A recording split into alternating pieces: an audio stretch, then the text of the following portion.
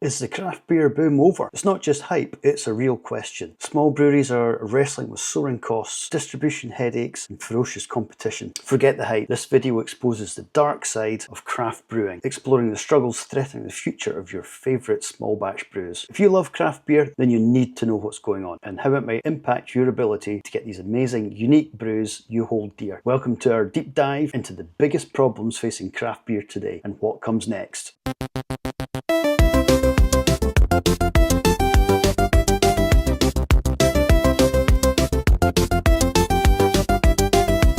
It's Monday, don't groan, don't fear. The Bearded Beer Blog bloke is here. Talking nonsense, beard on show. Grab a brew and watch him go.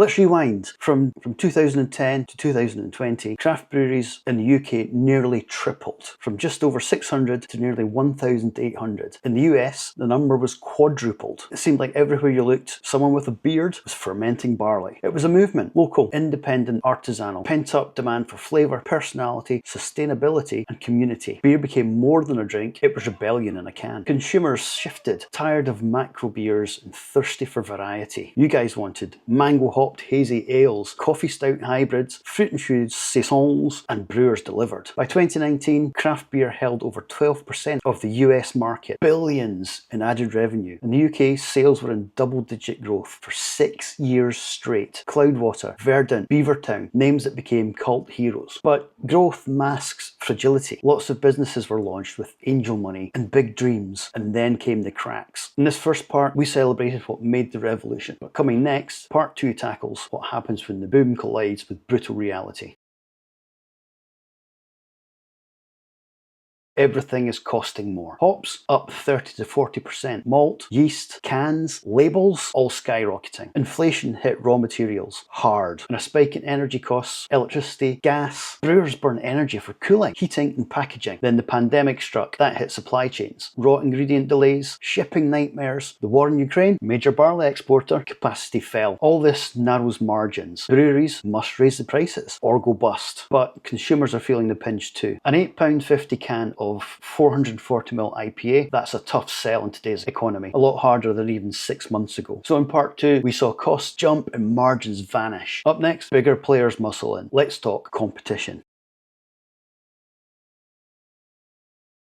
Now imagine dozens, hundreds of craft breweries launching every single month. Big breweries saw it too and they jumped in. They started buying craft brands or just producing craft style lines themselves. Sometimes transparent, sometimes not. If your pint looks the same and tastes similar, you probably picked the £2.30 option, even if they included rice syrup. For tiny breweries, competing on price is impossible. They can't scale to hit that cost point. So the smaller breweries, they niched down. Seasonal sours, local flavours, hardcore collabs. They lean on the community, but that only works if your local punters can afford it, and right now most can. Next up, distribution, and why your favourite brewery might not even be stocked anymore.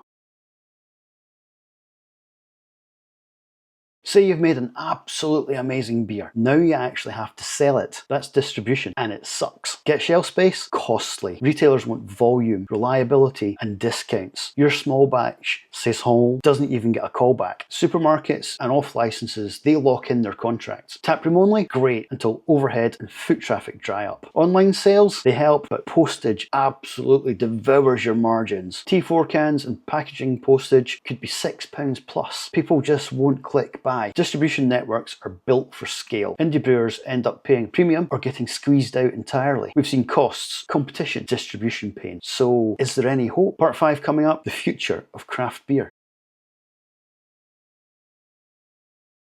It's not all grim. The craft beer spirit is damn resilient and creative. Here's why. Breweries are pivoting crowdfunding to raise funds, collabs to reduce cost per variant and build buzz. Some are going hyper-local, brewing just for their postcode, building loyalty 1 pint at a time. They're adding food menus, merch lines, events, memberships, even exclusive beer clubs. Some offer pour as you like for board gamers. Others sell NFT bottles. Yep, really. When I spoke to a local brewer recently, he told me that his margins are tight, but they have loyal locals. They dropped their nationwide aspirations, just to start owning their own community. And that's the theme: sustainable survival, not runaway growth. Of course, innovation doesn't stop at beer. Packaging, sustainability, upcycled ingredients. Brewers are finding new ways to stand out. And the takeaway from this: the boom might be fading, but the movement survives. As long as craftsmanship, authenticity, and connection remain, craft beer will adapt. So, is the craft beer boom over? The boom, yeah, that's cooling, but the movement, stronger and more sustainable than ever. So how can you help out craft beer? Support local breweries. Buy direct from tap rooms or websites. Vote with your wallet, pay for quality. Review online, help others discover. Share on your socials and tell your mates. Behind every single beer is a brewer who cares. They're burning the wick at both ends. Support them and you'll help keep craft beer alive. If that matters to you, like, subscribe and comment your thoughts, and I'll see you next time for another deep dive. Until then, cheers!